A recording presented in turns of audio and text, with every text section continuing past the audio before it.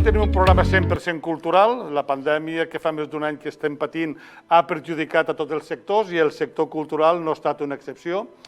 En aquesta entrevista parlarem de teatre. Tenim en directe a Regina Prades i també Joan Comes. Ella és diplomada en art dramàtic pel Col·legi de Teatre de Barcelona, actriu, directora, pedagoga teatral i es dedica professionalment al món del teatre des de fa 25 anys. I Joan també pràcticament a la part en Regina. Bon dia, Regina, i bon dia, Joan. Joan també crec que és de l'Institut de Teatre, va fer els estudis de l'Institut de Teatre de Barcelona. Correcte, Joan? Sí, correcte. Bé, primer que res, gràcies per estar aquí amb nosaltres en aquests moments que tots sabem la cultura, que tothom diu que és un bé essencial, però a l'hora de la veritat la cultura sempre queda arraconada i no sé per què no se'n recorden mai d'aquest bé essencial. I quan la cosa va bé se'n recorden dels professionals, se'n recorden d'aquesta gent que tenen un caixer molt alt i deixen de banda a tot aquest teatre amateurs, però que té una gran qualitat, tota aquesta faena que fem la gent de proximitat, i quan venen maldades primer ens obliden i després ens demanen que actuéssim a cos zero per a cobrir expedients. Per sort, cada vegada això va millorant, però en els anys que porteu sabeu perfectament que per desgràcia això funcionava així i que només ens venien a buscar quan la cosa estava magra. Per sort van canviant les coses, cada vegada la cultura va agarrant una miqueta més de lloc, que és el que li correspon, però en aquest cas anem a parlar del món del teatre, que coneixeu a la perfecció, i Regina, Joan, contesteu com vulgueu, no em vinc a referir que vosaltres mateix, com ha afectat la pandèmia el món del teatre, tant amateur com a professional, perquè toqueu els dos palos. Doncs ha afectat moltíssim, vull dir, enguany el manifest del Dia Mundial del Teatre que l'ha fet Helen Mirren ho deia, és un sector que ja és, diguéssim, inestable de per si, perquè un mes treballes i l'altre no saps molt bé quan tindràs feina i quan no. Aleshores, ja de per si ja és un món que ja és inestable, no tens una seguretat. Aleshores, si a això li afegixes este confinament, esta pandèmia, que la gent s'ha tirat enrere a l'hora de programar, perquè de sobte s'ha tancat tot i cultura, com tu bé dius, sempre és el primer que se tanca i és l'últim que s'obri. Aleshores, això ha afectat moltíssim. Hi ha moltíssima gent del sector que està patint molt, les ajudes no estan arribant, o si arriben són mínimes, i hi ha gent que està patint gana, directament. No és el nostre cas, gràcies a Déu, però hi ha gent que sí. Aleshores està fotut perquè no tenim una consciència cultural, com a país ja parlo. No hi ha una... En el confinament s'ha demostrat que tot el món ha necessitat la música, ha necessitat el teatre, ha necessitat el cine, les sèries, etc., per a poder sobreviure en això. I la gent, els artistes, ho hem donat, ho hem regalat. Hem donat enllaços per a que la gent se connecte i pugui gaudir del nostre art, però després, a l'hora d'obrir, s'ha fet tard, s'està fent tard, perquè la cultura és segura. Si tu prens les mesures adequades, ningú s'ha contagiat per anar a un teatre, per anar a un concert, amb el protocol que toca, evidentment, però ningú s'ha contagiat. Aleshores, hem de tindre una consciència de que la cultura sí que forma part del teixit econòmic, perquè això tampoc se té en compte. La cultura sí que és economia, perquè de vegades se creu que l'economia només la donen el turisme, la restauració, les fàbriques. No, senyors, la cultura també. També hi ha un sector professional, no només d'artistes, sinó tot el que porta darrere, tècnics, regidors, productors, escriptors, etc. Aleshores, jo crec que és important que la gent comenci a tindre consciència d'això. A banda d'això, també sabeu vosaltres que, seguint el fil de que la cultura també és economia, sabeu perfectament que tots aquests festivals que s'armen, sigui al carrer, sigui a l'interior de sales, també comporta que la gent se mou d'un poble a un altre, gasta uns diners anant a un bar o a un restaurant, o ja que vaig a veure el teatre que fan a les 7 de la tarda, a les 5 passo per la botiga, o al revés. O sigui, la cultura dona vida a les poblacions. Vosaltres, a banda d'això, sou professors també de teatre a l'aula Carles Pons de la Universitat Jaume I de Castelló. Com heu pogut dur endavant les classes i la formació tenint en compte aquests confinaments? Heu pogut fer alguna representació? Perquè no ho entenc. O sigui, el que deia Regina, tot tancat, la cultura tancada, la cultura no es pot moure, els últims a sortir. Però, veure, esteu donant classes, és segura, complint les mesures de seguretat, o sigui, s'ha demostrat en tot el que s'ha fet. Jo a nivell de Catalunya us puc parlar de les passions. S'ha demostrat que totes les passions que han actuat s'han cobert l'aforament permès amb les mesures de seguretat. No ha hagut ni un problema. Abans de cada representació s'han fet els tests d'antígens. Vosaltres, com a professors, què heu pogut fer? Bé, nosaltres hem tingut que paralitzar projectes. Per exemple, el projecte que teníem l'any passat en Diàbolos, en l'Escola Diàbolos de Benicarló, vam tindre que interrompre'l completament. En la universitat va ser diferent, vam poder continuar fent classes, però les vam fer online. O sigui, evidentment, l'espectacle que teníem pensat fer per a final de curs no se va poder fer. També era tot molt nou, ara ja sabem una mica més com va la cosa, però clar, ja tots sabem, no?, quan va arribar de moment tot el tema de la pandèmia l'any passat, de moment tampoc crec que ningú sabia com reaccionar, no?, ni el que n'hi havia que fer. Exactament. I vam acabar fent classes online. La veritat és que ens ha servit per a reinventar-nos, per a ser més creatius encara. Vam acabar fent monòlegs per videoconferència, vam tirar un poquet més cap a la interpretació audiovisual més que la teatral, però se va poder continuar treballant. I enguany, per exemple, en la universitat estem fent classes, tenim la sort de que tenim una sala que és prou gran, que si està ventilada i tots amb mascaretes i l'hidrogel i tot això, la distància de seguretat, estem fent classes. No ha hagut cap contagi, no ha hagut absolutament cap tipus de problema. I bé, i això, vull dir, ho estem fent, estem triant obres que no tinguen contacte físic, és tot molt raro, perquè de moment no veus la cara de la gent quan actua, estàs acostumbrat a veure les boques, com somrien, els gestos facials. Ara estem acostumbrant-nos a només mirant els ulls, saber el que expressa aquesta persona en la cara i el que li està passant per dins, no? O sigui, davant dels problemes ens forcem a ser més creatius i a anar encara més lluny.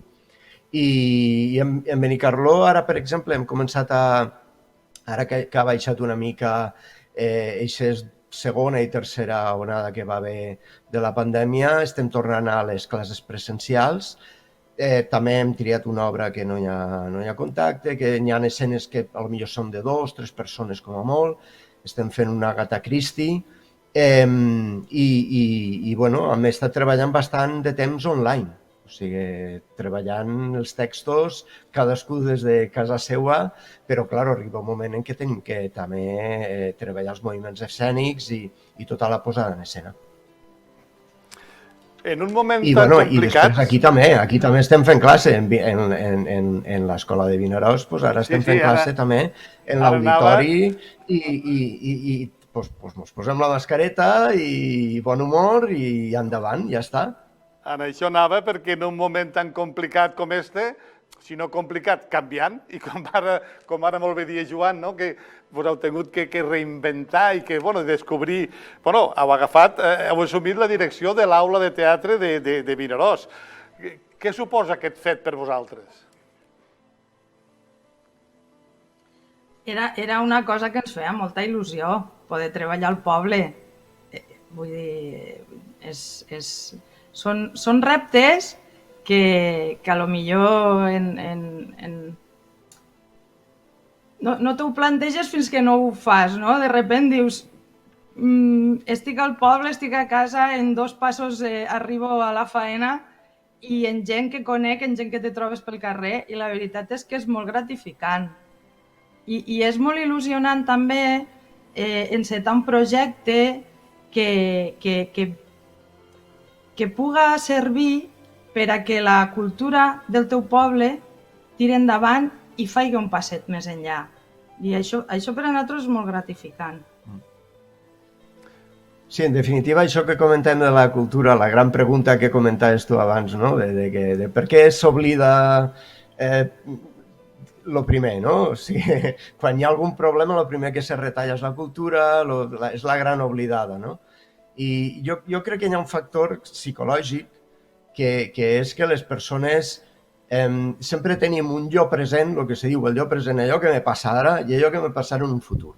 Jo sé que no tinc que menjar xocolata perquè no em vull engordir, per exemple, i sé que en el futur vull estar prim.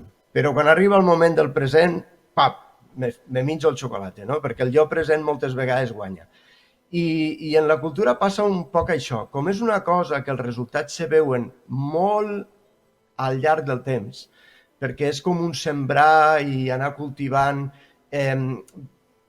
d'alguna manera, una actitud davant la vida que porta conseqüències de que les persones som millors i sabem solucionar millors problemes gràcies a la cultura, però és una cosa que se veu tan a llarg plaç, normalment, i passa a tots els nivells, a nivell polític és el que més se veu, però a tots els nivells, evidentment, tu vas a l'immediat, tu busques solucions immediates sempre, satisfaent una mica este allò present, no? Hem de solucionar el que prima ara, no?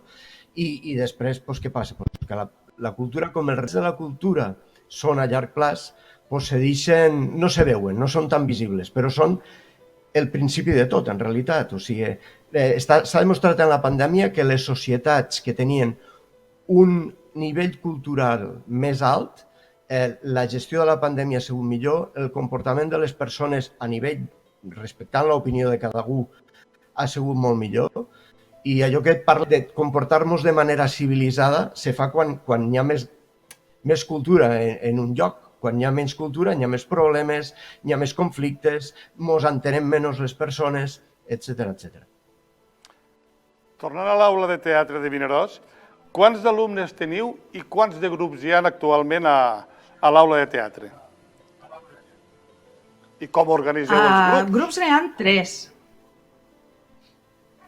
Grups n'hi ha 3. N'hi ha 2 d'adults i 1 de joves. I el que ha passat és que, malauradament, hem pogut començar, no hem pogut fer, diguéssim, el que seria el curs natural que comença a l'octubre.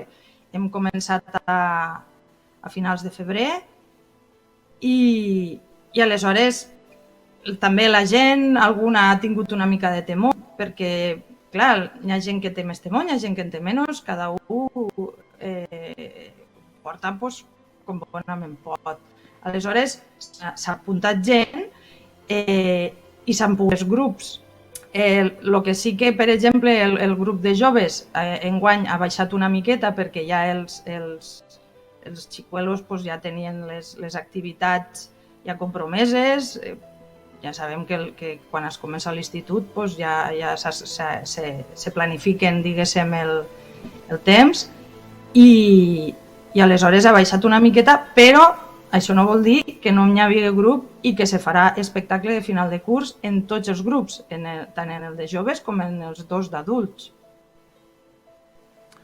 Els espectacles de final de curs, si no m'equivoco, seran a partir del mitjan de juny fins al final, no?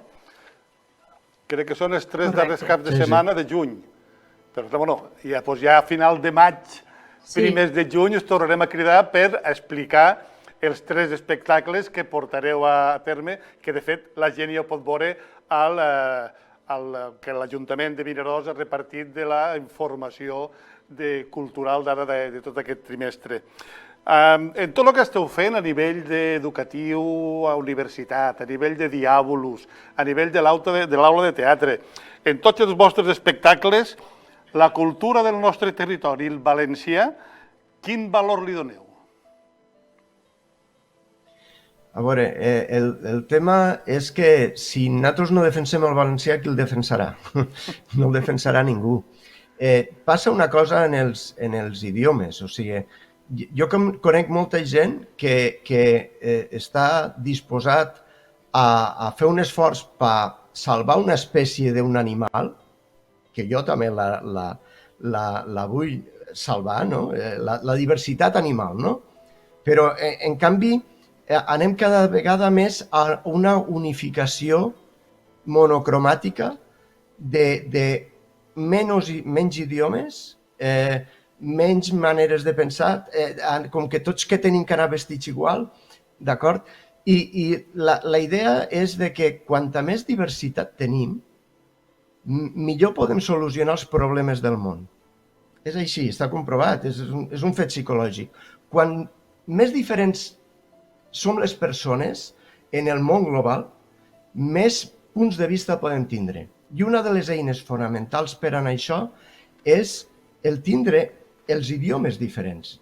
I en canvi el món va cap a un únic idioma o únics idiomes com serien el castellà, el xinès, l'anglès. Estos idiomes d'alguna manera estan monopolitzant els altres, no?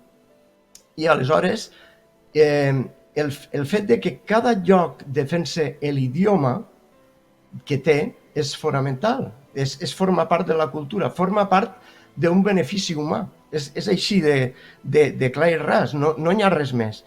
I què passa? Que hi ha uns idiomes que no tenen cap tipus de perill d'extinció, però en canvi nosaltres el valencià hi ha un perill d'extinció. Si no el parlem nosaltres se morirà, és així de clar. I és una riquesa que tenim allí i que o sigui, és que este debat és que no hauria ni que existir. O sigui, que aquí se parla valencià i que a València se parla valencià, que és la cosa més natural del món i és el que hauria de ser. Perquè tots sabem que el castellà a Toledo se parlarà i no hi haurà cap problema, no hi ha cap amenaça contra el castellà allà on va. D'acord? Aquí el que tenim que fer és defensar el valencià perquè és el nostre i nosaltres som els responsables de defensar-lo i normalitzar-lo. Això és simplement. No, perfecte i totalment d'acord. O sigui que hem de defensar, perquè de fet la nostra llengua és la nostra arrel, les nostres cultures i les nostres tradicions. I ja per acabar, com veieu el futur del món del teatre, sobretot, el que m'interessa a mi i als nostres telespectadors, és el d'aquí, de les nostres comarques, que majoritàriament és amateur. Tenint en compte que tots sabem que el teatre amateur és el que fem quan hem acabat la nostra jornada de feina i en vez d'anar-nos al sofà a veure una sèrie, ens anem a ensaiar una obra de teatre que acabem a les 12 de la nit per ens fundem a les 6 i aixecar-te per anar a treballar. O sigui que això és un valor que s'ha de defensar també i s'ha de donar a conèixer. Com veieu el futur? Jo, primer que res, revaloritzar el mèrit que té tot el món que es dedica a nivell amateur, perquè és el que tu dius, acaba una jornada dura de faena i té eixa moral d'anar a un lloc a aprendre i acabar a les tantes de la nit per a després tornar a començar la jornada laboral. Aleshores, eixe reconeixement per tota aquesta gent que fa aquest esforç. Després també, jo crec que no hi ha que comparar o no hi ha que confondre el teatre professional amb el teatre amateur. Vull dir, nosaltres pertanyem als dos sectors. Nosaltres som professionals i també fem classes a l'amateur i aleshores això ho vivim i ho convivim. El teatre professional, ho hem dit al principi, està patint molt, està molt danyat i pensa que és gent que està pagant uns impostos, està dedicant tot el dia a la seva feina i no només a treballar, sinó també a formar-se, perquè avui en dia t'has de formar constantment i li has de posar un temps i uns diners. I això és una cosa, i això s'ha de valorar i s'ha de pagar com a tal, a nivell professional. Després una altra, també s'ha de valorar el teatre amateur, però el que no hi ha que fer és confondre-ho. Això sí que m'agradaria deixar-ho molt clar, perquè una cosa a vegades confonem i crec que li hem de donar el valor que té a les dues coses, però separant-les. I després el teatre amateur jo crec que té una espenta molt gran. Enguany, a pesar del confinament, sí que ha baixat una mica la incidència, no? en les classes, perquè hi ha gent, el que diem, hi ha gent que té més temor o el que siga, o hi ha gent que té problemes en l'internet i no s'aclareix, etc. No? I a lo millor ha baixat un poc, però no s'ha anul·lat, ha continuat i en moltes ganes, a més. La gent estava esperant a que comencéssim a fer les classes i s'ha volcat i hem tingut una acollida fantàstica. Estem super contents de l'acollida que hem tingut a Vinaròs, perquè ens estaven esperant en candeleta, veritat, que comencéssim els cursos, teníem moltíssimes ganes. Aleshores jo ahir li veig un futur, la veritat, gran. Doncs molt bé, Regina Prades, Joan Comes, gràcies per atendre la nostra gent. Parlarem d'aquí un mes, a finals de maig, primers de juny, quan ja tindreu bastant enfilat el final de curs i, bueno, continuem en aquesta línia que apoyem el teatre amateur, que pot ser un vot per al teatre professional. Moltes gràcies per atendre'ns i fins la propera. Gràcies, Jordi. Gràcies, Jordi. Gràcies a tu.